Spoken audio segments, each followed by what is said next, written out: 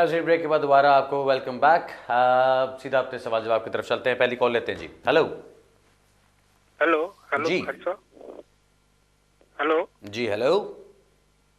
Hello वालेकुम सलाम खालिद साहब। जनाब बताइए क्या कर सकता हूँ आपके लिए। हेलो सर, मेरा सवाल है जो मैं यूरोपियन नेशनल हूँ ते मेरे मॉम डैड 10 मंथ पहले विजिटर वीजे पर आए थे जहाँ उन्होंने साहब बताया था कि हम काम करते हुए बताया था।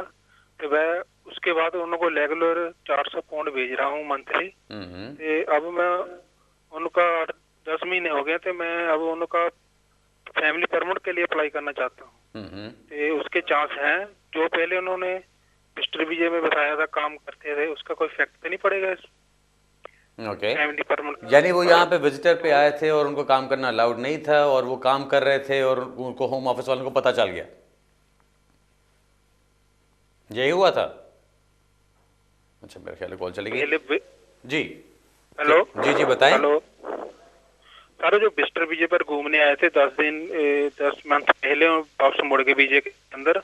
हाँ। तो अब मैं उनको रेगुलर उनको फाइनेंस सपोर्ट कर रहा हूँ, 400 पाउंड भेज रहा हूँ मैं मंथली। अच्छा तो अब वो फैमिली फैमिली परमिट के लिए अप्लाई करना चाहते हैं। ओके, चलो ठीक है, इसके मैं बारे में बताता हूँ। पूछना था। ओके, मैं पहले समझ रहा था कि वो यहाँ पे विजिट वीज़ा पे आए थे और यहाँ की कोई काम करते हुए पकड़े गए थे, कोई ऐसा मसला हुआ था। सो अब जो बात है वो ये कि वो उससे तो उन्होंने बताया था कि वो वहाँ पे अपने बैक अपनी कंट्री में वो काम करते हैं, लेकिन अब आप उनको सपोर्ट कर रहे हो, पिछले 10 महीने से आप उनको पैसे भेज रहे हो और अब आप उनको लाना चाहते हो और आप यूरोपियन नेशनल हो।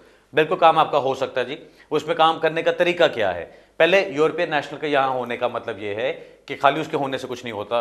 आपको अपने ट्रीटी राइट्स दिखाने हैं कि आप अपने ट्रीटी राइट्स एक्सरसाइज कर रहे हैं। उसका मतलब क्या होता है कि आप काम कर रहे हैं यहाँ पे। सो अगर आप यूरोपियन नेशनल हैं, आप यूके में आके यहाँ पे काम कर रहे हैं, यहाँ पे रह रहे हैं, यूके को अपना घर आपने बना लिया है, तो फिर आपका वो जो ट्रीटी राइट्स वाली बात है वो आपकी पूरी हो सकती है।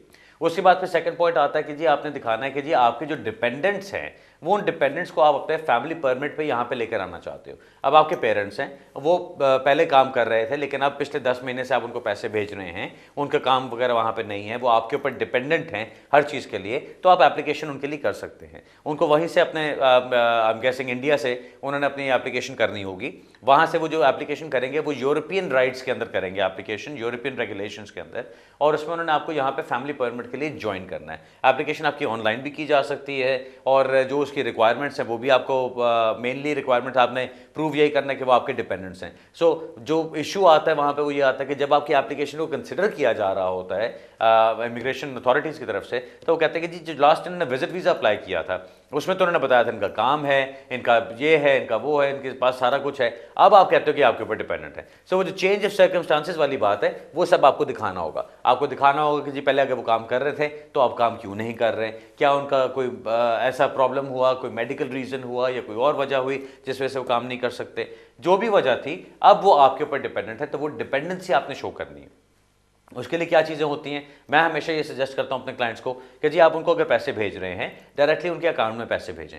वो अपने अकाउंट से पैसे निकालते हैं और खर्च करते हैं, वो अकाउंट के अंदर नज़र आता है। उसकी वजह से आप अपनी डिपेंडेंसी अच्छी तरह से प्रूव कर सकते हैं। प्लस आपकी जो रेगुलरिटी से पैसे जा रहे होते हैं, हो सकता है कुछ आपकी उनकी रिक्वायरमेंट्स आप खुद पूरी कर लें। फॉर एग्जाम्पल उनको कहीं रेंट पे करना है तो वो रेंट आप पे कर दिया करें, तो उससे पता चल जाता है कि जी आप उनका रेंट भी पे करते हो, आप उनको लिविंग एक्सपेंसेस भी भेजते हो, आप उनको खाने पीने के पैसे भी भेजते हो, इसलिए वो आपके ऊपर डिपेंडेंट हैं और आप उनको यहाँ पे फिर लेकर आ सकते हो। तो इतना कोई मुश्किल काम नहीं है अगर सही तरह से एप्लीकेशन को आप तैयार करते हो। अब आप 10 महीने से उनको पैसे तो भेज रहे हो, लेकिन अगर आप एप्लीकेशन सही तरह तैयार नहीं करोगे तो बात नहीं बनेगी। सो इसलिए एप्लीकेशन को सही तरह तैयार करना, जो डिपेंडेंसी वाली रिक्वायरमेंट्स है वो सारी पूरी करना और फिर अप्लाई करना, तो उनका काम हो जाना चाहिए। और उनको यहाँ पे 5 साल का, पहले तो उनको 6 महीने का मिलेगा, 6 महीने के बाद वो आपकी एक्सटेंशन हो जाएगी आगे से, जिसमें उनको 5 साल का यहाँ पे वीज़ा मिल जाएगा जो आपका रेजिडेंस परमिट होगा ऑन फैमिली मेंबर बेसिस। ठीक है जी, बेस्ट ऑफ लक। अगर खुद ना समझ आए तो मेरे पास आ जाना, फिर मैं देख के आपको बता दूंगा क्या करना है। अगला सवाल लेते हैं जी। हेलो जी हेलो, अस्सलाम वालेकुम। वालेकुम सलाम। जी मुझे अपना सवाल पूछना है।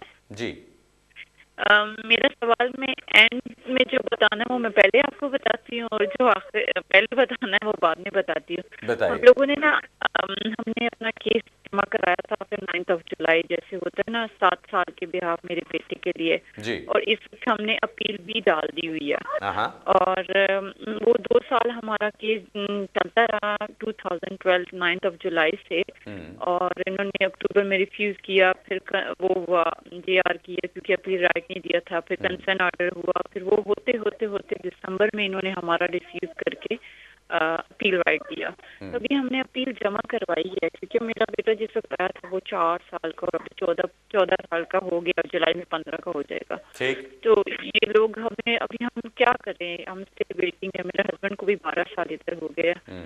तो अपील में कितने चांसेस है हमारे केस को विन करने? और छोटा बेटा अभी 7 साल का पूरा नहीं हुआ, 6.5 साल का है। Okay. और तीसरा 5 साल का। चलें, ठीक है। Thank you very much for your question जी।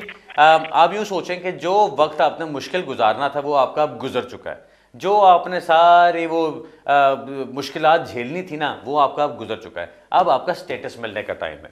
आपने बताया आपका बेटा 4 साल का था जब यहाँ पर आया और अब वो 14 ईयर्स का हो चुका है और बहुत जल्द जुलाई में वो 15 का होने वाला है। इसका मतलब उसने 10 साल यहाँ पे गुजार लिए। अब 10 साल एक बच्चे ने गुजारे जिसकी उम्र 4 साल थी, यानी उसने होश में आके यहाँ पे अपनी स्कूलिंग शुरू की, उसके होश में यहाँ पे उसने लैंग्वेज सीखनी शुरू की। सो ये सारी चीज़ें बहुत इंपॉर्टेंट है उसकी लाइफ के लिए। अब ये सारे फैक्टर्स को देखते हुए मैं समझता हूँ आपका केस तो होना चाहिए। अब एक चीज़ ये कहना कि जी होना चाहिए और दूसरी चीज़ ये कि ये होगा, इन दोनों में फ़र्क है। वो फ़र्क किस तरह से आता है, सब आपके एविडेंस के ऊपर डिपेंड करता है। अगर आपने अपने बच्चे का एविडेंस सही लगाया और एप्लीकेशन की उसकी बेस पे, पहले तो होम ऑफिस को शर्म आनी चाहिए आपके केस को रिफ्यूज़ करते हुए, लेकिन आजकल जिस तरह सब जानते हैं होम ऑफिस को खास शर्म नहीं आती। सो वो ये करते हैं कि इस तरह के केसेस में भी जहाँ बच्चा 4 साल का था उसको 10 साल हो गए यहाँ पे, फिर भी रिफ्यूज़ करते हैं और रिफ्यूज़ल लेटर में यकीनन ये लिखा गया होगा कि वापस वो अपनी कंट्री जा सकता है और उसको अपने सिटीजनशिप के पूरे राइट्स मिलेंगे। अब वो पूरे राइट्स क्या हैं बाबा, दफ़ा करो उन सिटीजनशिप के राइट्स को।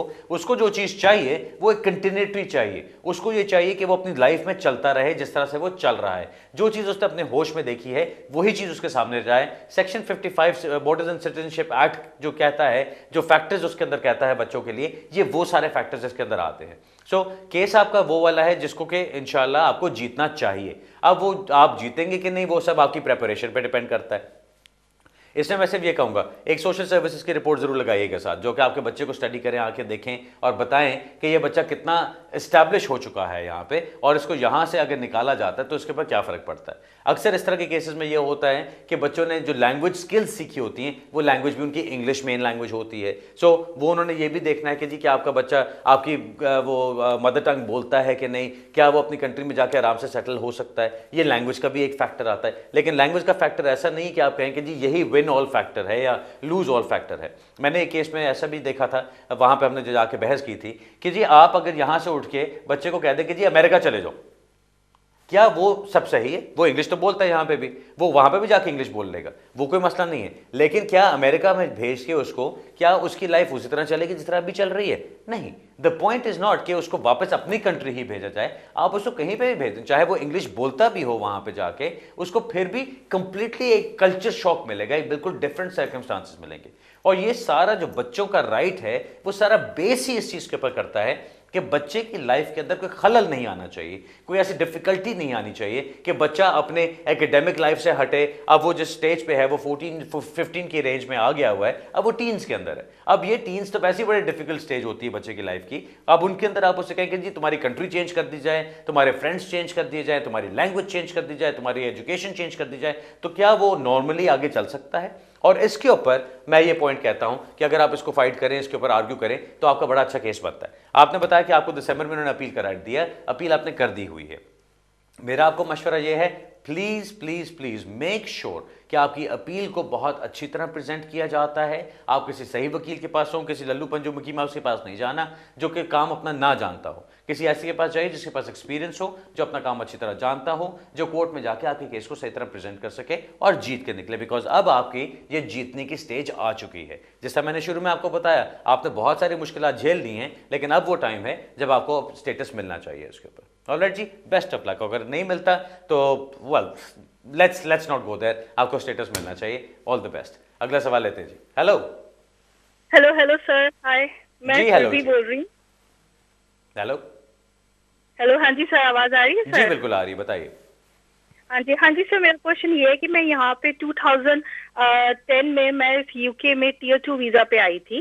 2012 में मेरा जॉब एंड हुआ। उसके बाद मुझे नया जॉब मिलने में 2 महीने लग गए, पर उस 2 महीने के बीच में मेरा जो एक्चुअली लास्ट वर्क परमिट था वो यूके बॉर्डर एजेंसी ने लंबा दिया था। तो उन्होंने मुझे बोला कि आप 60 डेज तक इस कंट्री में रह के न्यू जॉब ढूंढ सकते हैं। ठीक। मुझे 59th डे को न्यू जॉब मिला, तो उनसे दोबारा बातचीत की। वो कहते हैं आपको सर्टिफिकेट ऑफ स्पॉन्सरशिप मिलने में टाइम लगेगा, तो बेटर है कि आप अपनी होम कंट्री जाके अप्लाई कीजिए। मैंने वहां अप्लाई किया, मुझे वर्क परमिट मिल गया है और अभी 2015 में मेरे 5 इयर्स हो गए हैं। तो मेरा वो 3.5 महीने का गैप है। तो क्या मैं एलिजिबल स्टिल हूँ इंडेफिनिट लीव टू अप्लाई करने के लिए?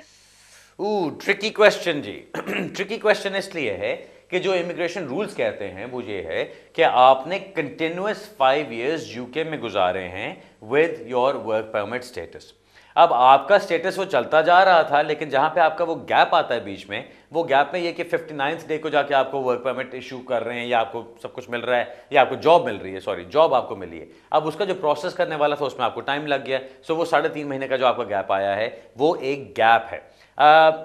होपफुली ऐसा नहीं होगा, लेकिन मुझे जो लगता है वो यही है कि वो आपके इस ये जो आपकी ब्रेक आई है इसको एज अ गैप कंसिडर करेंगे और इंडेफिनिट लीव में आपको तंग करेंगे। दूसरी जो सेफ रास्ता होगा वो ये है कि अब आपको वर्क परमिट मिल चुका है, आप उसके ऊपर ही चलिए, उसके ऊपर 5 इयर्स कंप्लीट कर लें और फिर अप्लाई कर लें। लेकिन वाइल यूर डूइंग दैट, अगर आप अफोर्ड कर सकती हैं तो ट्राई करने में कोई हर्ज नहीं है। अपनी एप्लीकेशन जरूर डाल दीजिए इंडेफिनिट लीव के लिए। उसके अंदर आप उनको बताइए कि जी ये जो गैप आया था ये सर्कमस्टांसेस थे जिसकी वजह से गैप आया, अदरवाइज मैं तो कंटिन्यूसली वर्क परमिट के ऊपर ही चल रही थी, वर्क परमिट स्टेटस के ऊपर ही चल रही थी। अगर जो बाकी सुनने वाले, मैं एक और ऑप्शन दे देता हूं यहां पे कि अगर आप वो कर लेते तो शायद बेहतर होता। आपके 59th डे पे आपको जॉब मिल गई, आप उसका जॉब का लेटर और एक नई एफएलआर एप्लीकेशन डाल के उसी वक्त आप 60 डेज खत्म होने से पहले अगर अप्लाई कर देती तो आपकी एप्लीकेशन पेंडिंग होती, वो आपकी एक तरह से ब्रिजिंग एप्लीकेशन बन जाती।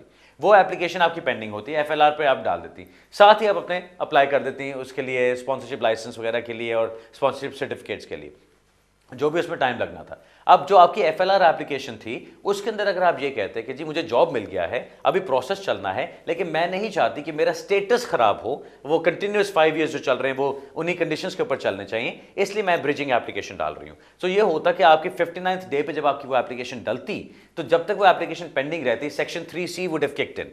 सेक्शन 3C की वजह से आपकी लीव कंटिन्यूड रहती। अब उसके अंदर वो आप उनसे, आपने उसमें एप्लीकेशन में ये भी कहा होता है कि जी put this application on hold जब तक मेरा लाइसेंस डिसाइड नहीं हो जाता। अब वो लाइसेंस आपका डिसाइड होता, स्पॉन्सरशिप सर्टिफिकेट आपका होता, इशू होता, साथ ही आपकी जो ब्रिजिंग एप्लीकेशन ऑन होल्ड थी उसकी आप वेरिएशन करवा के उनको कह सकते थे कि जी आप मेरी एफएलआरओ एप्लीकेशन को आप चेंज करके अब ये आप वर्क परमिट के जो स्टेटस की एप्लीकेशन है पॉइंट्स बेस्ड सिस्टम के अंदर उसके ग्राउंड्स को वेरी कर दें। उससे फिर वो आपको फॉर्म भेजते, आपसे फीस मांगते, आप उनको सारा कुछ सबमिट कराती। वो सब कुछ करने के बाद आपका काम आगे स्मूथली चल सकता था, क्योंकि आपको जब स्टेटस मिलता तो सेक्शन 3C की लीव ने आपको ब्रिज प्रोवाइड कर दिया और आगे जाके जब आपको स्टेटस मिला तो आपका वही टाइम कंटिन्यू हो रहा है। फिर आपके जब 5 साल कंप्लीट होते हैं तो आप पूरा डंके की चोट पे उनको चैलेंज कर सकते थे कि जी मेरे 5 इयर्स पूरे के पूरे उसी स्टेटस पे कंटिन्यू हुए हैं जो वर्क परमिट स्टेटस था या जो टियर 2 जनरल का स्टेटस था। अब सिर्फ क्वेश्चन मार्क आपके केस में ये है क्योंकि आप वापस चले गई, आपका वो स्टेटस वहां पर रुक गया। वापस जाके आपने जो भी पेपर वर्क वगैरह किया वो पेपर वर्क करने के बाद आपने नए सिरे से एंट्री क्लियरेंस अप्लाई की, उसके ऊपर आपको नया वर्क परमिट मिला जिसके ऊपर आपने आके दोबारा अपना स्टेटस शुरू किया। लेकिन वो जो आपका गैप आया वो एक जगह से दूसरी जगह तक ब्रिज कोई नहीं है बीच में। मुझे सिर्फ इस चीज का शक है कि आपका वो ब्रिज ना होने की वजह से वो आपको रिफ्यूज कर सकते हैं।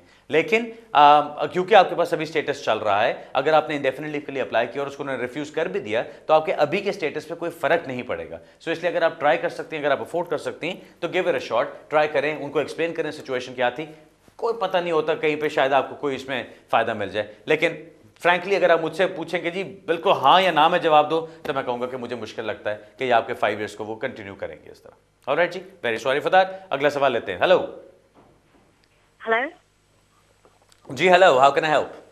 Ji, hi. I'm just wanting to ask a few questions. I'm wanting to apply for a spouse visa for my husband, who's a Pakistani national, but he's living and working in Saudi Arabia.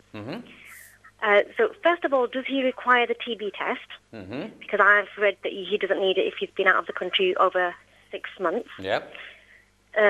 Secondly, I have a concern regarding the Nikah-nama. Now, I've got the original Urdu one, and then I have the marriage certificate, the marriage registration certificate, which is translated and computerized. Now, do both of these need to be attested or certified by the Ministry of Foreign Affairs or anything like that? Okay, so the nikah was in Pakistan? The nikah was in Pakistan, yes. Okay, yep. So there too, and thirdly, to apply from Saudi Arabia, what's the likelihood of the chances? I mean, is he more benefit? Okay, right. Chances. Okay, well, first of all... Sorry, one more small question. Yep. Sorry, I do apologize. I'm working only, but I believe I do have the sufficient savings. So is that going to be okay? Okay, fine. Thank you. Savings plus income both can do it together. Okay, I'll give you answers to all the questions. First of all, the TB test, it all depends which country you're applying from. If he's been out of Pakistan for more than 6 months and the TB requirement is not there in the Saudi Arabian applications, then he doesn't need to do it. But you need to find out from there, from the entry clearance post in Saudi Arabia, whether or not they will require one. I don't think he will, but it's better to confirm anyway.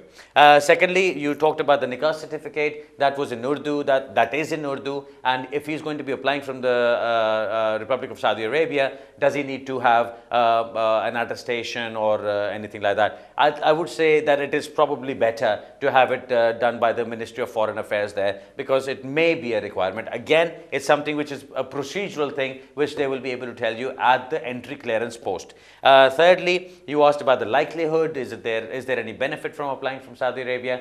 I don't really see any particular benefit, except that applications done from Pakistan or from India usually are looked at in a very, I don't know, in a very degrading manner. This is what I've found out. This is my opinion, that they're not looked at as they're proper human beings. And maybe if you're applying from Saudi Arabia, maybe the time frame could be a bit quicker, and somebody with a few more brain cells would be able to look at the application and decide. Finally, you asked about your income. You said that you're working part-time, but you have savings in place that would take care of it. Now, just to clarify things for you, and I'm sure you know this already, the savings, the way things work, for example, if your income is £10,000, and you have a shortfall of 8,600. You multiply 8,600 by 2.5, whatever the answer is, add 16,500 to that, and whatever that answer is, that amount should be in your account for the last 6 months. If you have that for the last 6 months and your income of 10,000 is there, then you're fine. You can make the application on that basis. Alright, best of luck जी। उर्दू में जल्दी से बता देता हूँ। इन्होंने पूछा ये कि सऊदी अरेबिया से अप्लाई करना है, इन्होंने अपने हस्बैंड के लिए स्पाउस वीज़ा के लिए अप्लाई करना है। पहले इन्होंने पूछा टीबी टेस्ट करना पड़ेगा कि नहीं। मैंने इनको ये बताया कि जी जनरली ये होता है कि आप जिस कंट्री से अप्लाई कर रहे होते हैं उस कंट्री की तरफ से रिक्वायरमेंट्स होती हैं, तो आपको वहाँ की जो एंट्री क्लियरेंस पोस्ट है वहाँ से पता चल जाएगा, यानी वहाँ से जहाँ से आपने अप्लाई करना है उधर से पता लगेगा। दूसरी चीज़ इन्होंने पूछी, जो निकाह सर्टिफिकेट इनका उर्दू में है, इन्होंने अप्लाई करना है वहाँ से, अब ट्रांसलेशन भी है इनके पास, तो क्या उसको सर्टिफाई कराने की ज़रूरत है मिनिस्ट्री ऑफ फॉरेन अफेयर्स से? मेरा ख्याल है शायद ज़रूरत पड़ जाए, क्योंकि आप एक कंट्री का सर्टिफिकेट दूसरी कंट्री में जाके कर रहे हैं, तो हो सकता है वो कहें कि अपने हाई कमीशन से इसको वो अटेस्ट करवा के लेकर आइए, हो सकता है वो रिक्वायरमेंट हो, वो भी आपको वहीं से पता चलेगी जो आपके एंट्री क्लियरेंस पोस्ट है। फिर उन्होंने पूछा कि जी वहाँ से कोई फ़ायदा है अप्लाई करने का सऊदी अरेबिया से, या पाकिस्तान से बेहतर रहेगा? सो मैंने ये बताया कि पाकिस्तान में जब इन एप्लीकेशंस को देखा जाता है तो बहुत एक बेदर्दी से देखा जाता है इसमें, जिसमें कोई ख़ास अटेंशन नहीं दी जाती। ज़रा सी चीज़ इधर से उधर हुई, ठक करके रिफ्यूज़ कर देते, जाओ जाके अपीलों में देखते रहेंगे। सऊदी अरेबिया में शायद थोड़ा सा डिफरेंट हो जाए, क्योंकि वहाँ पे जो एंट्री क्लियरेंस ऑफिसर्स हो शायद वो ज़रा इन एप्लीकेशन को डिफरेंट ट्रीट करें, तो शायद वो फ़ायदा आपको हो सकता है। फाइनली इन्होंने पूछा सेविंग्स और इनकम के बारे में कि ये पार्ट टाइम काम कर रही हैं लेकिन इनके पास सेविंग्स मौजूद है, तो वो मैंने कैलकुलेशन सिर्फ ये बताई है कि अगर आपकी इनकम फॉर एग्जाम्पल 10,000 पाउंड है और आपकी जो शॉर्टफॉल आती है वो 8,600 है, 8,600 को आप मल्टीप्लाई करें 2.5 से, उसके ऊपर जो भी आंसर आपके पास आता है उसको आप ऐड कर दीजिए 16,500 में, वो 500 में हमेशा ऊपर एक्स्ट्रा डाल लेता हूँ, आप उसको ऐड कर दीजिए और उसके अंदर जो अमाउंट आता है वो अमाउंट अपने अकाउंट के अंदर आप 6 महीने से अगर रखे बैठे हुए हैं तो वो आपकी रिक्वायरमेंट पूरी हो जाती है। ऑलराइट जी, अगला सवाल लेते हैं। Hello, good evening sir. जी गुड इवनिंग। या मैं इधर 14 साल से रह रहा हूँ और मेरी बेटी 7 साल की होगी, तो मैंने 7 ईयर चाइल्ड पॉलिसी में अपना केस डाला था। बाद में उन्होंने जाके रिफ्यूज किया, फिर अपील का राइट दिया, तो अपील में काफी सारे डॉक्यूमेंट्स ये मतलब सब प्रॉपर किया, तो अपील मतलब जीत गए, फिर आगे होम ऑफिस ने आगे अपील की तो जज ने रिजेक्ट कर दी अभी। तो सर आगे क्या बनता है, और मतलब आगे ये लोग हाई कोर्ट में जाएंगे या नहीं जाएंगे, और मतलब कितना टाइम लगेगा और क्या आगे प्रोसीजर आप प्लीज बताएंगे? ओके, मैं बताता हूँ जी। Thank you. जब आपकी एप्लीकेशन चलती है होम ऑफिस के पास, होम ऑफिस ने उसको रिफ्यूज़ किया, आपको अपील का राइट मिला, आप अपील में गए, अपील आपने जीत ली, होम ऑफिस ने आगे से चैलेंज कर दिया उसको, आप लीव टू अपील उनको मिल गई आगे से, वो कोर्ट पे पहुंचे और कोर्ट ने जाके इस चीज़ को रिजेक्ट कर दिया। अब जो होना चाहिए वो तो सिंपली ये है कि होम ऑफिस आराम से मान ले कि हाँ ठीक है ये केस हो गया, इसके अंदर कुछ और उनको करने की ज़रूरत नहीं है और ना इसको चैलेंज करने की ज़रूरत है, वो आराम से आपको स्टेटस दे दें। ये जो बात है कि जी वो आगे हाई कोर्ट में जाएंगे कि नहीं जाएंगे, या वो आगे कोर्ट ऑफ अपील में जा सकते हैं कि नहीं जा सकते, जाने के तो वो जा सकते हैं, लेकिन जाएंगे कि नहीं मुझे मुश्किल लगता है। मैं आपके केस को जानता नहीं, उसके मैंने सर्कमस्टांसेस नहीं देखे, ना मैंने डिसीजंस देखे, तो मैं आपको वो हतमी तौर पे जवाब तो नहीं दे सकता, फाइनल जवाब तो नहीं दे सकता कि हाँ वो ये करेंगे या वो ये नहीं करेंगे, ये तो उनका डिसीजन है, लेकिन लाइकलीहुड यही है कि ऐसा शायद वो ना करें। ऑलराइट जी, सो आप अभी थोड़ा इंतजार करें, 2 महीने तक अगर आपको जवाब नहीं आता तो अपने एमपी से भी रब्ता कीजिएगा, हो सकता है वहां से आपको फायदा हो जाए। ओके, अगली कॉल लेते जी, मेरे ख्याल this is the last call जी। हेलो हेलो, अस्सलाम वालेकुम जी वालेकुम सलाम। मेरा नाम अली इमरान बुखारी है जी। जनाब अली भी मैं भी हूँ और बुखारी भी मैं भी हूँ जी, बताइए। जी मैं पाकिस्तान से टियर 1 जनरल के वीजे पे हूँ। मेरा वीजा लगा था 3 जनवरी 2010 को, लेकिन मैं 3 महीने लेट आया क्योंकि मैं पब्लिक लिमिटेड कंपनी में जॉब करता था। ठीक, उन्होंने मुझे रिलीज नहीं किया क्योंकि मैं अकाउंटेंट था वहाँ पे जी। तो उसके बाद मैं यहाँ आया 3 अप्रैल को। ओके, 3 अप्रैल 2010 जी। फिर मुझे एक्सटेंशन मिली, फिर उसके बाद अब मैं ILR पे जा रहा हूँ। मेरा 14 फरवरी को वीजा खत्म हो रहा है, तो मैं 28 डेज के रूल के अंदर अभी किसी दिन भी अप्लाई करूंगा। ठीक है। तो मेरे बच्चों ने भी मुझे ज्वाइन किया था, उनको आए हुए भी 1.5 साल हो गए। 1.5 साल हुए, ओके जी। सारी रिक्वायरमेंट पूरी है, मेरी भी, मेरी वाइफ की, इंग्लिश, हर चीज की, मतलब इनकम की, हर चीज की पूरी है जी। लेकिन मैं डर रहा हूँ क्योंकि उसके बाद फिर मैं ये जो टोटल 5 साल 3 महीने एक तो लेट आया, और उसके बाद 3 महीने और भी पाकिस्तान आता जाता रहा हूँ। मेरे अब्बू की डेथ हो गई, इसलिए भी जाता रहा हूँ, लेकिन वो 180 डेज से बढ़ रहे हैं दिन, मैंने कैलकुलेट किया है। बढ़ रहे हैं? तो मैं थोड़ा बढ़ रहे हैं, तो मैं कंफ्यूज हो रहा हूँ कि वो मुझे एक्सटेंशन नहीं देते, क्योंकि मैंने बहुत सारा टैक्स भरा हुआ है, मैं इधर अपना बिजनेस करता हूँ। सर आप मुझे बताएं 180 डेज से बढ़ रहे हैं 1 साल के अंदर के टोटल पीरियड में? टोटल पीरियड में। अच्छा, एक तो 3 महीने पहले लेट आया, 90 डेज वो थे जी। उसके बाद फिर जो है ना 3 महीने और लगा लें आप। ओके, आप जब कहते हैं आप 3 महीने लेट आए, वो एग्जैक्टली कितने दिन थे? वो 3 जनवरी को वीजा लगा था, मैं 4 अप्रैल को इंटर हुआ था यूके में। ओके, आपने 3 अप्रैल पहले बताया था। अच्छा ठीक है, सो 3 जनवरी को लगा था, सो एग्जैक्टली 90 डेज में आप आए हैं। चलें जी, हमारे पास मेरा ख्याल है 1 मिनट ही रह गया जवाब देने के लिए, लेकिन मैं आपको जवाब दे देता हूँ इसका। मोटी बात यह है सर, आपकी जब एक्सटेंशन की गई, उस एक्सटेंशन के वक्त उन्होंने जो आपको लीव दी है, मेरा ख्याल है वो लीव तब तक देते हैं जब तक कि आपका टाइम सही चल रहा होता है। अब आपकी फरवरी तक एक्सटेंशन हुई हुई है, जनवरी से उन्होंने शुरू किया, तो मेरे ख्याल उन्होंने वो एक्सटेंशन आपको वो टाइम ऑलरेडी दे दिया हुआ है। सो आप अप्लाई कीजिए इंडेफिनिट लीव के लिए, और उसके अंदर आप उनको सारा एक्सप्लेन कर दीजिए कि क्या रीजन थे आपके लेट आने के, और क्यों आपका बाकी भी जो गैप्स आए बीच में। लेकिन ये चीज़ याद रखिए कि 180 डेज आपको 1 साल के अंदर होता है, ये नहीं कि आपने पूरे 5 साल के अंदर 180 डेज से ज़्यादा बैठ गुजारे, वो चीज़ काउंट नहीं होती, तो वो अपनी टेंशन सर से हटा लीजिए। दूसरी चीज़ जो आपको ज़्यादा इंपॉर्टेंटली समझनी है मुझे, आपने बताया कि आपकी वाइफ और बच्चों को आपके साथ ज्वाइन किए हुए सिर्फ 1.5 साल हुआ है। सो मेरा नहीं ख्याल कि 1.5 साल की बेसिस पे उनको इंडेफिनिट लीव अभी मिलेगी, उनके लिए हो सकता है आपको एक्सटेंशन अप्लाई करनी पड़े, लेकिन आप अप्लाई कर सकते हैं इंडेफिनिट लीव के लिए, मुझे यही लगता है आपके जो सर्कमस्टांस आपने बताया उसके मुताबिक। सो अप्लाई कीजिए अपना इंडेफिनिट लीव के लिए, और वाइफ और बच्चों का मुझे नहीं लगता कि वो साथ मिलेगा, लेकिन आप उनके लिए भी अप्लाई कर सकते हैं, और इसमें ऑल्टरनेटिवली आप उनसे कह सकते हैं कि अगर आपने इनको इंडेफिनिट लीव ना भी दी तो उनको कम से कम मुझे कोई ऐसी लीव दे दीजिए जिसमें एक्सटेंशन हो उस टाइम तक कि जब तक जाके इंडेफिनिट लीव के लिए अप्लाई कर सके। Alright sir, best of luck with that. नाज़रीन, अब आज के प्रोग्राम का टाइम खत्म हो रहा है। जिस तरह मैंने प्रोग्राम के शुरू में कहा था, कल इंशाल्लाह एल्फ्रेड में लोगों से मुलाकात होगी, वेंसडे को इंशाल्लाह साउथ हॉल में होगी, थर्सडे को मैनचेस्टर में होगी, और फ्राइडे को वापस मैं अपने फिंचली ऑफिस में होऊंगा। मेरी खिदमत आपको चाहिए तो आप ज़रूर मुझे याद कीजिए, बहुत खुशी से आपकी मदद करने की कोशिश करेंगे। मैं और मेरी टीम हमेशा आपके लिए हाजिर हैं। इंशाल्लाह अगले हफ्ते इसी वक्त इसी जगह दोबारा मुलाकात होगी। तब तक के लिए अपनी नेक दुआओं में, अपनी नेक ख्वाहिशात में याद रखिएगा, और इंशाल्लाह अगले हफ्ते मिलते हैं। Thank you very much and good evening.